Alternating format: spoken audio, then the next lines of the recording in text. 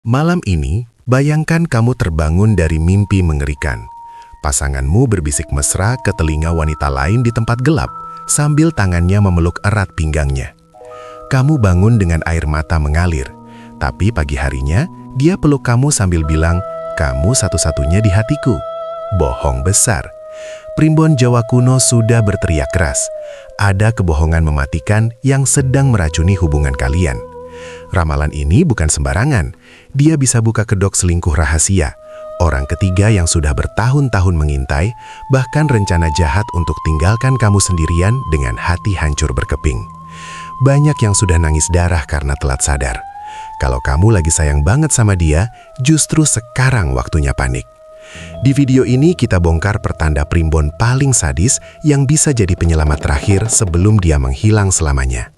Siap-siap jantungan, karena cinta yang kamu percaya suci bisa jadi jebakan paling kejam yang pernah kamu alami. Berani buka mata sekarang, atau selamanya menyesal dalam kesepian? Halo semuanya, selamat datang kembali di video spesial kita hari ini yang benar-benar bakal bikin kalian gelisah, mikir ulang, bahkan mungkin nggak bisa tidur malam ini gara-gara mempertanyakan hubungan cinta kalian sendiri. Bayangkan, kalau selama ini kalian dicinta, tapi sekaligus dibohongi besar-besaran, dan primbon Jawa kuno punya cara untuk membongkar semua kedok itu. Sebelum kita masuk ke pembahasan yang super mencekam ini, yuk kita bangun komunitas yang lebih erat. Tolong dukung channel ini dengan tulis kota asal yang di bawah ya, entah itu Jakarta, Surabaya, Bandung, Medan, Makassar, atau daerah manapun. Siapa tahu nanti kita bisa saling berbagi cerita seru, pengalaman mistis, atau bahkan ramalan pribadi dari berbagai penjuru Indonesia.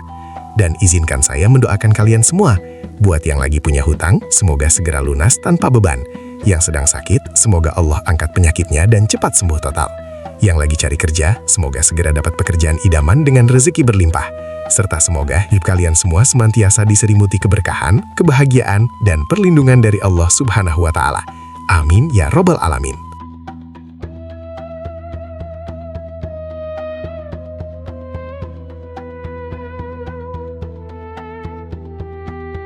Sahabat semua, mari kita mulai pembahasan dari dasar yang paling mendasar dalam primbon Jawa untuk meramal kesetiaan dalam cinta, yaitu melalui weton kelahiran dan mimpi-mimpi yang datang tanpa diundang. Di budaya Jawa, weton bukan sekadar hari lahir biasa. Weton adalah perpaduan hari dalam kalender Gregorian dengan pasaran Jawa, Legi, Pahing, Pon, Wage, Kliwon, yang diyakini membawa energi Neptu tertentu. Neptu inilah yang menentukan kecocokan, nasib, hingga potensi konflik dalam sebuah hubungan. Cerita kita dimulai dari seorang wanita bernama Sinta, 28 tahun, asli Solo, yang sudah 3 tahun menjalin hubungan serius dengan Andi, pria tampan berusia 30 tahun dari Yogyakarta. Mereka bertemu saat kuliah di Semarang, saling jatuh cinta pada pandangan pertama, dan kini sudah merencanakan pernikahan tahun depan.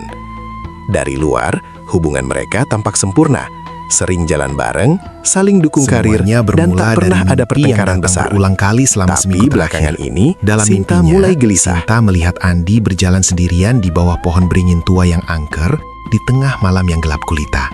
Tiba-tiba, dari balik pohon muncul bayangan hitam berwujud perempuan berpakaian putih dengan rambut panjang terurai. Bayangan itu meraih tangan Andi, dan Andi justru membalas genggaman itu dengan lembut, seolah-olah mereka sudah saling kenal sangat lama. Sinta berusaha berteriak memanggil nama Andi, tapi suaranya tak keluar. Ia hanya bisa menyaksikan pasangannya semakin menjauh, meninggalkannya sendirian di kegelapan. Bangun tidur, dada Sinta selalu berdegup kencang. Keringat dingin membasahi tubuhnya. Ia ceritakan mimpi itu pada Andi pagi harinya sambil tertawa kecil, berusaha menyembunyikan rasa takutnya. "Mimpi doang kok sayang," kata Andi sambil mencium kening Sinta. "Mungkin kamu kecapekan nonton drakor horor semalam." Sinta ikut tertawa, tapi di dalam hatinya ada bisikan kecil yang terus bertanya, apa ini cuma mimpi biasa?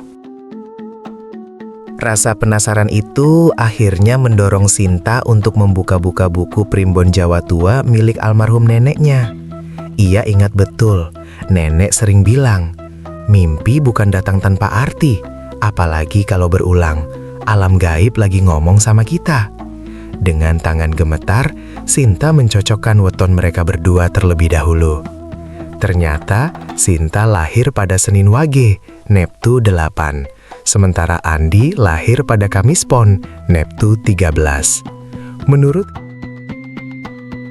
Lebih mengerikan lagi, primbon tentang mimpi menyebutkan bahwa melihat pasangan memegang tangan orang lain, apalagi bayangan hitam, adalah pertanda kuat adanya kebohongan kecil yang sedang bertunas menjadi besar. Bayangan hitam perempuan berbaju putih sering diartikan sebagai sosok masa lalu yang belum selesai, atau bahkan energi negatif dari orang ketiga yang sedang mendekati pasangan kita. Pohon beringin tua sendiri melambangkan tempat berkumpulnya makhluk halus, sehingga mimpi itu semakin kuat artinya sebagai peringatan dari alam gaib. Sinta mulai gelisah. Ia perhatikan lagi tingkah Andi belakangan ini. Sering tersenyum sendiri saat pegang HP, kadang pulang lebih malam dengan alasan meeting mendadak, dan yang paling mencurigakan, suatu malam Sinta tanpa sengaja melihat Andi menyimpan foto wanita di galeri tersembunyi. Tapi saat ditanya, Andi bilang itu foto saudara sepupu yang baru ketemu lagi. Sinta ingin percaya, tapi primbon sudah berteriak keras di hatinya. Konflik batin Sinta semakin menjadi. Di satu sisi, ia sangat mencintai Andi dan tak ingin hubungan mereka rusak hanya karena mimpi dan hitungan weton. Di sisi lain, ia ingat pesan nenek. Lebih baik sakit hati sekarang karena tahu kebenaran daripada sakit hati seumur hidup karena dibohongi. Apakah mimpi dan weton ini benar-benar pertanda awal dari badai besar yang akan menghancurkan hubungan mereka?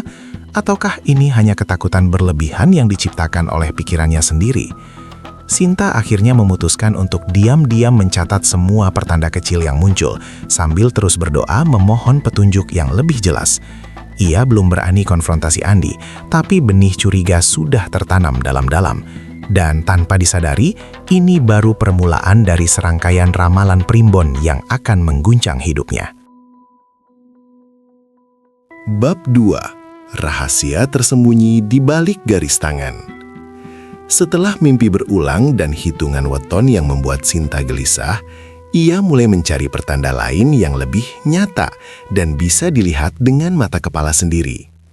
Kali ini, ia tertarik pada ilmu ramal garis tangan dalam primbon Jawa yang disebut palmistri atau hasta samudra. Menurut kitab kuno, garis-garis di telapak tangan bukan sekedar lipatan kulit biasa, melainkan peta nasib yang ditulis oleh Sang Pencipta sejak kita masih dalam kandungan. Khusus untuk urusan cinta, ada beberapa garis utama yang jadi penentu. Garis hati, garis cinta, garis perkawinan, dan garis-garis kecil yang sering disebut garis anak cabang atau garis perselingkuhan. Sinta ingat betul, dulu saat masih pacaran awal, Andi pernah memperlihatkan tangannya sambil bercanda. "Lihat deh, garis cintaku lurus banget, berarti aku setia seumur hidup sama kamu." Saat itu, Sinta hanya tertawa dan mencium tangan Andi. Tapi sekarang, setelah mimpi mengerikan itu, kata-kata Andi terdengar seperti dusta besar. Malam itu, saat Andi sudah tertidur pulas di sampingnya, Sinta diam-diam menyalakan lampu kecil di meja samping tempat tidur. Dengan hati-hati, ia mengangkat tangan kanan Andi yang tergeletak di atas bantal, lalu membuka telapaknya perlahan agar tidak membangunkannya. Cahaya lampu kuning temara menyinari garis-garis di tangan Andi. Sinta menahan napas. Garis hati Andi memang panjang dan dalam, pertanda orang yang penuh kasih sayang. Tapi yang membuat bulu kuduk Sinta berdiri adalah apa yang ia lihat di ujung garis hati itu. Ada 3 cabang kecil yang menjulur ke arah atas, membentuk seperti huruf Y terbalik. Menurut primbon yang pernah dibaca Sinta dari buku neneknya, cabang 3 pada garis hati adalah tanda klasik, potensi perselingkuhan berulang. Bahkan lebih parah, salah satu cabangnya terlihat lebih tebal dan jelas daripada yang lain, pertanda bahwa salah satu hubungan sampingan itu cukup serius dan memiliki ikatan emosional yang kuat. Sinta langsung teringat penjelasan primbon. Apabila garis hati bercabang 3, pemilik tangan akan mengalami cinta segitiga atau lebih. Cabang yang paling tebal menunjukkan hubungan yang paling berbahaya bagi rumah tangga. Ia juga menemukan pulau-pulau kecil, titik putus pada garis, di tengah garis hati Andi, yang artinya ada masa-masa kebohongan yang disembunyikan dengan sangat rapi. Jantung Sinta berdegup kencang. Ia hampir menjatuhkan tangan Andi karena gemetar. Pagi harinya, saat sarapan bersama, Sinta berusaha bersikap biasa. Ia pura-pura tertarik pada ilmu ramal tangan dan berkata, "Sayang, boleh lihat tanganmu lagi nggak? Aku lagi baca-baca primbon. Katanya garis tangan bisa ramal masa depan cinta kita loh." Andi tertawa ringan. "Wah, kamu kok percaya tahayul gitu sih? Nih, lihat aja sepuasnya." Ia mengulurkan tangan kanannya tanpa curiga. Sinta memegang tangan Andi dengan lembut, pura-pura mengamati garis keberuntungan. Tapi matanya langsung tertuju pada cabang-cabang itu lagi. Kali ini di bawah cahaya matahari pagi, cabang-cabang itu terlihat semakin jelas. Ini apa ya? Kok ada garis bercabang 3 gini? Tanya Sinta sambil berusaha terdengar santai. Andi melirik sekilas, lalu tertawa. Itu mah bekas luka waktu kecil. Aku dulu jatuh dari sepeda, tanganku luka, jahitannya ninggalin bekas. Biasa aja kok. Jawaban Andi terdengar logis. Sinta ingin percaya, tapi primbon bilang lain. Bekas luka memang bisa meninggalkan garis, tapi tidak akan pernah membentuk cabang sempurna seperti itu, simetris dan mengarah ke atas. Cabang seperti milik Andi adalah bawaan lahir, bukan akibat kecelakaan. Sinta mulai curiga, apalagi belakangan ini Andi memang sering pulang malam. Alasan klasik, lembur sayang, proyek akhir tahun. Tapi gajinya tidak pernah naik signifikan, dan kadang Sinta mencium aroma parfum wanita yang samar dari baju Andi. Malam berikutnya, saat Andi mandi, Sinta nekat membuka ponselnya. Ia tahu passwordnya, tanggal ulang tahun mereka. Di galeri tersembunyi, ia menemukan beberapa foto close-up tangan seorang wanita dengan gelang emas tipis yang mirip sekali dengan gelang yang pernah Andi berikan padanya dulu. Tangan itu juga memiliki garis hati yang panjang, tapi tanpa cabang. Di WhatsApp, ada chat terakhir dari kontak bernama Adek Kantor yang berbunyi, "Besok jam 8 malam ya, di tempat biasa. Kangen." Andi membalas, "Oke, aku usahain." Sinta menutup ponsel dengan tangan gemetar. Primbon garis tangan tiba-tiba terasa sangat nyata. Cabang 3 itu bukan isapan jempol. Tapi ia masih belum mau langsung menuduh. Ia memilih diam, sambil terus mencatat semua kejanggalan. Di dalam hatinya, konflik semakin membara, antara rasa cinta yang dalam pada Andi dan rasa takut kehilangan yang mulai bercampur dengan kemarahan. Apakah cabang-cabang di tangan Andi benar-benar akan membawa kehancuran? Ataukah ini hanya interpretasi berlebihan dari primbon yang membuatnya semakin paranoid? Sinta mulai berpikir untuk mencari pertanda selanjutnya yang lebih kuat lagi. Ia tahu, kalau garis tangan sudah berbicara, biasanya alam gaib akan mengirimkan konfirmasi lain. Dan tanpa ia sadari, pertanda itu akan segera datang, dalam bentuk yang jauh lebih mengerikan. Bab 3. Mantra cinta yang terbalik. Curiga yang menggerogoti hati Sinta semakin tak tertahankan. Mimpi berulang, weton pegat, garis tangan bercabang 3, semua pertanda seolah berteriak bahwa ada sesuatu yang disembunyikan Andi. Tapi Sinta masih butuh bukti yang lebih kuat, sesuatu yang tak bisa lagi dibantah dengan alasan bekas luka atau cuma mimpi biasa. Ia kembali membuka lembaran-lembaran kitab primbon tua milik neneknya. Kali ini sampai pada bagian yang paling jarang dibahas, mantra uji kesetiaan. Di halaman yang sudah menguning, tertulis sebuah ritual sederhana, tapi konon sangat ampuh, bernama Mantra Shanti Cinta. Caranya, ambil foto pasangan yang paling jelas wajahnya. Pegang foto itu dengan tangan kiri di atas dada, tepat di posisi jantung, lalu ucapkan mantra Om Shanti Shanti Shanti Om sebanyak 3 kali, dengan suara pelan tapi tegas. Setelah itu, perhatikan sensasi pada foto dan di hati sendiri. Jika foto terasa dingin atau biasa saja, berarti pasangan sedang setia dan hubungan aman. Tapi jika foto tiba-tiba terasa hangat, panas, bahkan seperti membakar, itu pertanda ada kebohongan besar, energi orang ketiga, atau ikatan gaib yang sedang mengganggu kesetiaan. Primbon memperingatkan, mantra ini tak boleh dilakukan sembarangan karena bisa membalik energi. Jika yang melakukannya sendiri menyimpan rahasia, mantra akan menunjukkan kebohongan dari dirinya sendiri. Tapi Sinta saat itu terlalu buta oleh rasa curiga. Ia merasa dirinya korban, bukan pelaku. Malam itu, setelah Andi tidur lelap karena kelelahan lembur, katanya, Sinta bangun pelan dari tempat tidur. Ia ambil foto mereka berdua yang paling disukai. Foto saat liburan di Bali setahun lalu, di mana Andi memeluknya dari belakang sambil tersenyum lebar ke kamera. Wajah Andi di foto itu terlihat begitu tulus. Sinta duduk di sudut kamar, menyalakan lilin kecil agar suasana lebih sakral seperti saran primbon. Ia pegang foto itu erat di dada kiri, lalu menutup mata.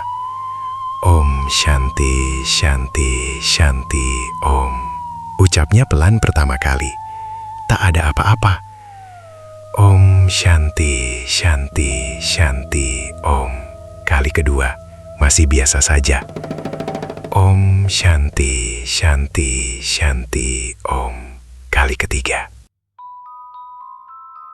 Tiba-tiba, foto di tangannya terasa aneh. Awalnya hanya hangat seperti suhu tubuh biasa, tapi dalam hitungan detik, panasnya meningkat drastis, seperti memegang kertas yang baru keluar dari printer panas. Sinta hampir menjatuhkan foto itu karena terkejut. Jantungnya berdegup kencang. Ia buka mata dan lihat, foto itu memang terasa membakar telapak tangannya, meski tak sampai melepuh.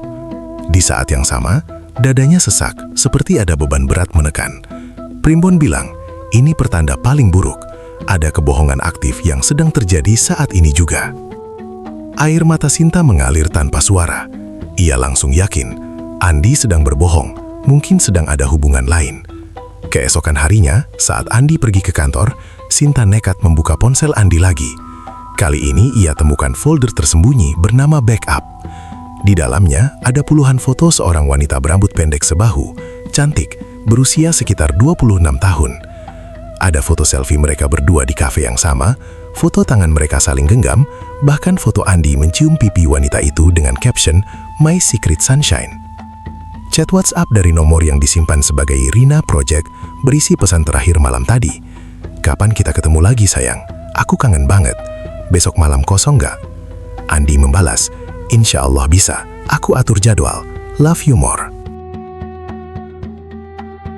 Sinta ambruk di lantai kamar. Semua pertanda primbon terbukti benar. Ia ingin langsung konfrontasi, ingin marah, ingin menangis di depan Andi. Tapi ada sesuatu yang membuatnya menahan diri. Primbon di halaman berikutnya menulis, jika mantra terasa panas, jangan langsung menuduh. Cari konfirmasi terakhir dari alam gaib. Karena terkadang, kebohongan itu datang dari pihak yang tak terduga. Sinta bingung. Apalagi yang harus dikonfirmasi? Bukti sudah di depan mata. Malam itu, saat Andi pulang dan memeluknya seperti biasa, Sinta pura-pura tersenyum. Tapi di dalam hatinya, badai semakin ganas. Ia mulai selidiki diam-diam akun media sosial Rina itu lewat akun fake. Ternyata Rina adalah rekan kerja Andi di proyek baru.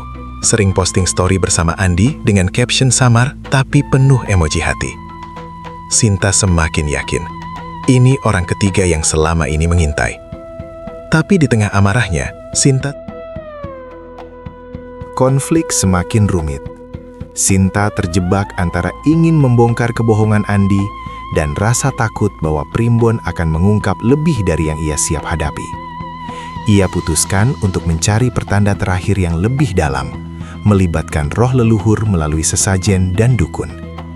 Tapi tanpa ia sadari, mantra Shanti itu sudah mulai membalik energi, menuju rahasia yang selama ini ia kubur sendiri. Bab 4. Bayangan gaib dari leluhur. Rasa panas dari mantra Shanti yang membakar telapak tangan Sinta tak kunjung hilang, meski sudah beberapa hari berlalu. Bukti chat dan foto Rina di ponsel Andi semakin membuatnya yakin bahwa pengkhianatan itu nyata. Tapi di saat yang sama, peringatan primbon bahwa mantra bisa terbalik membuatnya gelisah. Ia merasa ada sesuatu yang mengganjal di hatinya sendiri, tapi ia belum tahu apa. Untuk mendapatkan kepastian terakhir, Sinta memutuskan melakukan langkah yang selama ini ia hindari, mendatangi seorang dukun primbon di pinggiran Solo yang terkenal sakti, Mbok Sarni. Malam Jumat Kliwon, Sinta berangkat sendirian dengan ojek online menuju sebuah kampung kecil di lereng Lawu. Rumah Mbok Sarni sederhana, berdinding bambu dengan halaman penuh sesajen dan pohon kamboja yang harum di malam hari. Begitu Sinta masuk, Mbok Sarni yang sudah tua renta tapi matanya tajam, langsung menatapnya dalam-dalam. "Kowe iki lagi ribut atine karo bojo yo?" tanya Mbok Sarni tanpa basa-basi dalam dialek Jawa kental. Sinta hanya mengangguk pelan, air matanya hampir jatuh. Mbok Sarni menyuruh Sinta duduk di atas tikar pandan, lalu memulai ritual. Ia menyajikan sesajen lengkap. Nasi gudangan, ayam ingkung utuh, kembang boreh 7 rupa, dan dupa harum yang mengepul tebal. Setelah membaca doa-doa Jawa kuno, Mbok Sarni menutup mata dan mulai duduk, memanggil roh leluhur. Tak lama, suara Mbok Sarni berubah menjadi lebih dalam dan pelan, seolah ada yang lain yang berbicara melalui mulutnya. Sinta pulang dengan membawa bungkusan sesajen kecil dan petunjuk ritual ruatan di rumah. Malam itu juga, saat Andi pulang dan langsung tidur karena pusing lagi, Sinta diam-diam melakukan ritual kecil sesuai arahan, menyalakan dupa di kamar, menyebar bunga 7 rupa di sudut-sudut rumah, dan membaca doa tolak bala.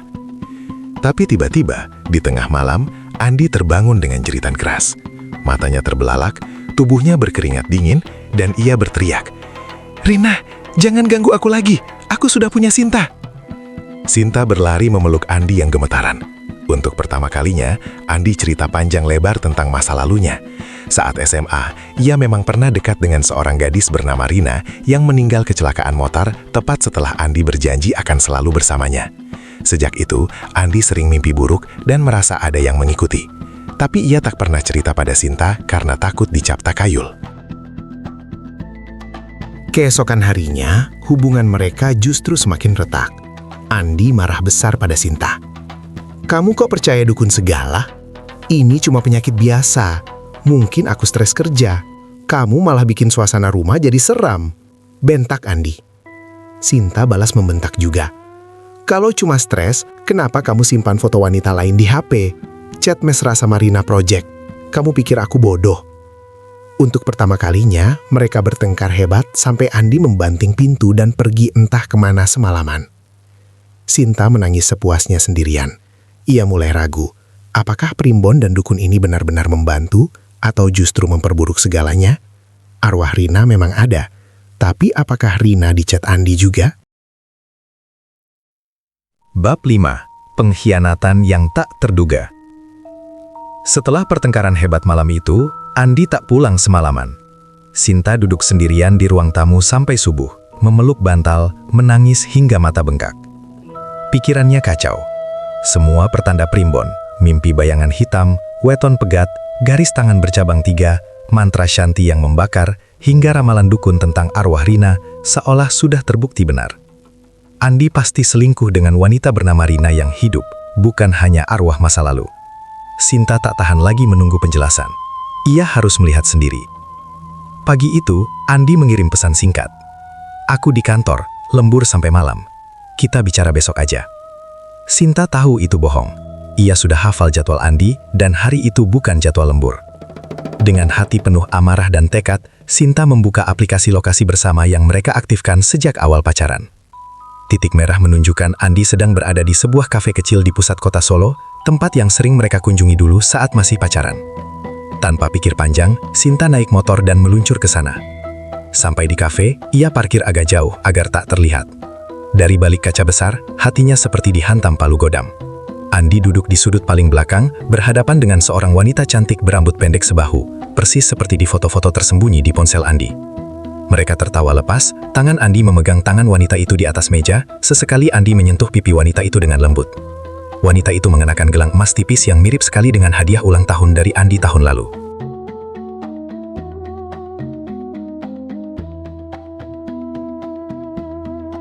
Sinta tak bisa bernapas. Dunia seolah berputar. Ia ingin masuk, menarik rambut wanita itu, menampar Andi, dan menjerit di depan semua pengunjung. Tapi kakinya lemas. Ia hanya bisa berdiri di luar, menatap mereka dari balik kaca. Air mata mengalir tanpa suara. Setelah hampir 1 jam, mereka keluar dari kafe. Andi memeluk wanita itu erat di pinggir jalan, mencium keningnya, lalu mereka naik mobil Andi bersama-sama. Sinta mengikuti dari jauh dengan motornya. Jantung berdegup kencang seperti mau copot. Mobil Andi berhenti di sebuah hotel butik di pinggiran kota. Mereka turun, bergandengan tangan, masuk ke lobi, dan menghilang di balik pintu lift. Sinta parkir di seberang jalan, menunggu dengan tangan gemetar memegang setir. 2 jam kemudian, mereka keluar lagi. Andi mengantar wanita itu pulang, lalu Andi sendirian pulang ke rumah. Malam itu, Andi masuk dengan wajah lelah, tapi tersenyum tipis. "Sayang, maaf ya kemarin aku emosi. Aku cuma stres kerja," katanya sambil memeluk Sinta dari belakang. Sinta membeku. Aroma parfum wanita itu masih menempel di baju Andi. Ia ingin muntah, tapi ia pura-pura tersenyum. "Gak apa-apa, aku juga salah terlalu percaya Primbon." Mbok Sarni menghela napas panjang. Itulah kebohongan besar yang membuat Primbon balik menusukmu sendiri. Andi sebenarnya setia. Wanita yang kau lihat itu adalah saudara kembar Andi yang hilang sejak kecil, bernama Rina. Mereka baru bertemu kembali 2 bulan lalu lewat tes DNA. Andi sengaja merahasiakan karena ingin kasih kejutan besar di hari ulang tahunmu. Mau ajak Rina datang ke rumah sebagai keluarga baru. Sinta ambruk di depan Mbok Sarni. Semua tiba-tiba masuk akal. Chat mesra itu karena Andi baru punya saudara kembar yang selama ini ia cari. Pertemuan di kafe dan hotel, mereka lagi cerita masa kecil, dan Rina menginap di hotel karena rumahnya jauh. Gelang emas, hadiah dari Andi untuk saudarinya yang baru ketemu. Malam itu, Andi pulang dan menemukan Sinta menangis di kamar. Dengan lembut ia tanya ada apa. Sinta akhirnya cerita semuanya. Curiga, mengikuti, salah paham, hingga rahasia masa lalunya sendiri. Andi terdiam lama, lalu memeluk Sinta erat. "Aku gak pernah bohong soal perasaanku padamu. Tapi kalau kamu gak percaya sepenuhnya..." Hubungan mereka selamat, tapi luka kepercayaan butuh waktu lama untuk sembuh. Primbon yang selama ini Sinta jadikan pegangan, ternyata hanya cermin dari ketakutan dan rahasia dalam dirinya sendiri. Pengkhianatan terbesar bukan dari Andi, melainkan dari kebohongan Sinta terhadap dirinya sendiri dan orang yang dicintainya. Nah, sahabat semua, itulah kisah lengkap Sinta dan Andi dalam pembahasan Primbon Ramalan Cinta Kita kali ini, yang awalnya penuh curiga, air mata, dan hampir berakhir tragis. Tapi pada akhirnya, mengajarkan pelajaran berharga bahwa terlalu bergantung pada ramalan bisa membuat kita salah menilai orang terdekat. Primbon, weton, garis tangan, mantra, hingga dukun memang bisa jadi petunjuk. Tapi ingat selalu, itu hanyalah alat, bukan penentu akhir hidup kita. Yang Maha Kuasa, Allah Subhanahu wa Ta'ala lah yang menggenggam segala takdir. Jangan sampai karena tahayul, kita malah menyakiti hubungan yang sebenarnya baik, atau menutupi kebohongan kita sendiri. Pesan moralnya jelas, kejujuran adalah fondasi cinta sejati, dan percaya sepenuhnya kepada pasangan harus diimbangi dengan iman kepada Allah yang Maha mengetahui segala rahasia hati. Semoga cerita ini bisa jadi pengingat buat kalian semua yang sedang menjalani hubungan. Jangan buru-buru curiga, tapi juga jangan tutup mata kalau memang ada yang salah. Komunikasikan, berdoa, dan serahkan sisanya pada Yang Maha Esa. Amin. Yuk, kalau kalian suka dengan video pembahasan Primbon yang penuh twist seperti ini, langsung like video ini sekarang juga, biar channel ini semakin berkembang dan bisa bikin konten lebih seru lagi. Jangan lupa subscribe dan nyalakan lonceng notifikasinya, supaya nggak ketinggalan video-video mistis, ramalan, dan kisah nyata lainnya. Terima kasih banyak sudah setia nonton sampai habis, kalian semua luar biasa. Sampai jumpa di video berikutnya, semoga kita semua selalu dalam lindungan Allah. Wassalamualaikum warahmatullahi wabarakatuh.